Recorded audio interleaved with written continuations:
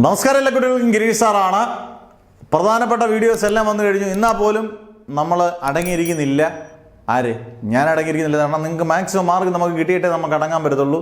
നമുക്കറിയാം, നമ്മൾ ഇത്രയും 14 ചാപ്റ്റർ ഫിസിക്സ് പഠിക്കാനുള്ളൂ +2. ഈ 14 ചാപ്റ്ററിൽ ആദ്യത്തെ 4 ചാപ്റ്ററാണ് ഏറ്റവും കൂടുതൽ വെയിറ്റേജ് ഉള്ള ചാപ്റ്റർ. ആദ്യത്തെ 4 ചാപ്റ്റർ ഡയോപ്റ്റിക്സും എസിയും ഉണ്ട് എന്നെങ്കിലും ആദ്യത്തെ 4 ചാപ്റ്റർ ഫിസിക്സിന് ഏറ്റവും കൂടുതൽ വെയിറ്റേജ് ഉള്ള ചാപ്റ്ററാണ്. ഈ 4 ചാപ്റ്ററിൽ നിന്ന് ഏകദേശം ഓപ്ഷൻസും എല്ലാം കൂട്ടി 10-80 മാർക്ക് നമുക്ക് ചോദിക്കുന്നില്ല. ഏകദേശം 30 മാർക്ക്, 25-30 മാർക്ക് ഉറപ്പായിട്ടും പ്രതീക്ഷിക്കാം. അന്നേരം ഏതൊക്കെ ടോപ്പിക്കുകളെന്ന് ഞാൻ ഒന്നുകൂടെ റിവൈസ് ചെയ്ത് പറയുകയാണ്. നിങ്ങളിത് കാണാതെ പോകരുത്.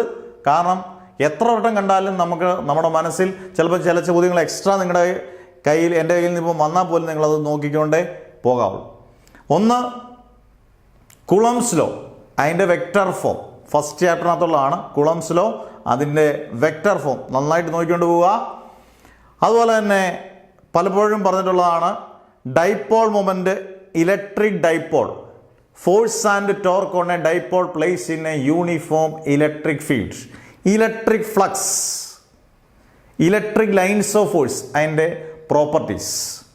Okay, Gauss's theorem, 3 Gauss's theorem proof, 3 application, electric intensity, axial ലൈനും ഇക്വിറ്റോറിയൽ ലൈനും. ഓക്കെ, ഇത്രയും കാര്യങ്ങൾ നന്നായിട്ട് നിങ്ങൾ നോക്കിക്കൊണ്ട് വേണം ഫസ്റ്റ് ചാപ്റ്റർ പോകാൻ. Second chapter electric potential and capacitance. എന്താണ് electric potential? Relation between electric intensity and potential, E = -dV/dx ആ ഇക്വേഷൻ കിട്ടുന്നത്. പിന്നെ ഈക്വി പൊട്ടൻഷ്യൽ സർഫസ് നന്നായിട്ട് നോക്കണം. മറ്റേതിനധികം dielectric polarization, polar and non polar molecules പറഞ്ഞിട്ടില്ലെങ്കിൽ ഇവിടെ ഓർത്തോണം. Dielectric polarization, polar and non polar molecules. Electron volt എന്താണ്? What is mean by electron volt? Electric potential due to a uniformly charge spherical shell. അങ്ങോട്ടും ഇങ്ങോട്ടും തെറ്റിപ്പോരുത്. Electric intensity Gauss's തിയറത്തിനകത്തല്ല, electric potential due to a uniformly charge spherical shell. പിന്നെ അടുത്തത് capacitors. അതിനകത്ത് farad ഒന്ന് നോക്കുന്ന നല്ലതാണ്.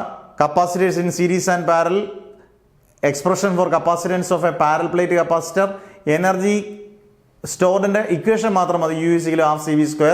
പിന്നെ energy density in a capacitor. അടുത്ത കറണ്ട് വെലോസിറ്റി.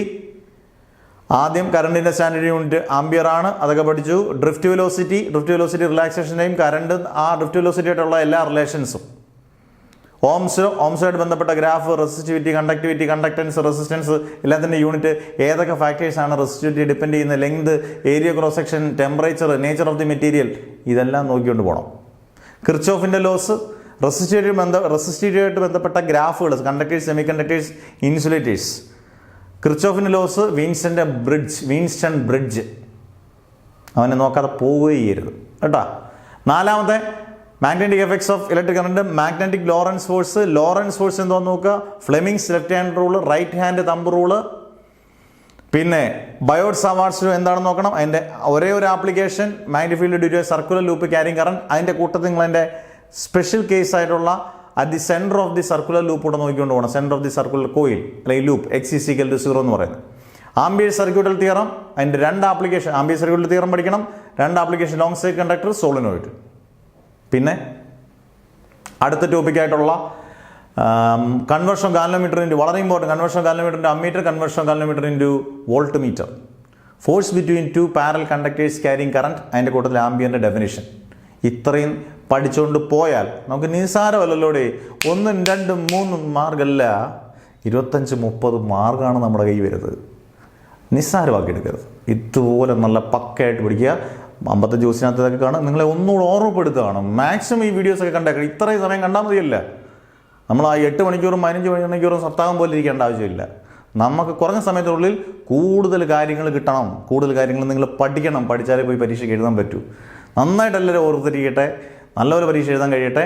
ഓരോ വീഡിയോസ് ഇങ്ങനെയുള്ള സ്പെഷ്യൽ വീഡിയോസ് ആയിരിക്കും. നന്നായിട്ട് അത് കാണുക, നല്ലൊരു ഇത് പഠിക്കുക. നല്ല മാർക്ക് കിട്ടട്ടെ എന്ന് പ്രാർത്ഥന നിർത്തുന്നു. Never ever give up.